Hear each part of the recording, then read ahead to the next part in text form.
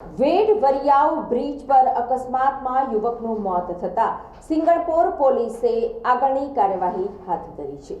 સુરતના સિંગણપોરના મોટી વેડ વિસ્તારમાં આવેલી એક ગૌશાળામાં 20 વર્ષીય રાકેશ રઘુભાઈ ભીલ રહેતો હતો। પરિવાર વતન રાજપીપળા ખાતે રહે છે। ગતરોજ ગૌશાળાની નોકરી તેણે છોડી દીધી અને ત્યાંથી સજાનંદ ગૌશાળા ખાતે રહેતા પોતાના બે મિત્રો ચિરાગ અને વિશાલને ત્યાં જતો રહ્યો। નોકરી છોડી તેનો પગાર લેવાનો બાકી હોવાથી આજે પગાર લેવા જતો હતો। ત્યારબાદ તે વતન પરિવાર પાસે જવાનો હતો। આજે સવારે ગૌશાળાથી વિશાલ અને ચિરાગ બંને દૂધ દેવા માટે બાઇક લઈને નીકળ્યા હતા।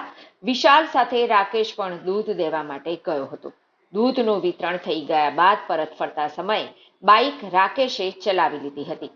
રાકેશ અને વિશાલ બંને બાઇક પર પરત ફરી રહ્યા હતા। તે દરમિયાન વરિયાવ બ્રિજ પર તેમની બાઇક સ્લીપ થઈ ગઈ, જેના પગલે રાકેશનું માથું સીધું જ ડિવાઈડર સાથે અથડાયું હતું।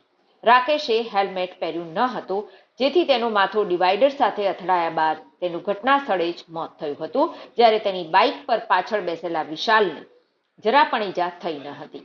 રાકેશે જો હેલ્મેટ પહેર્યું હોત તો તેની પણ બચવાની શક્યતા હતી।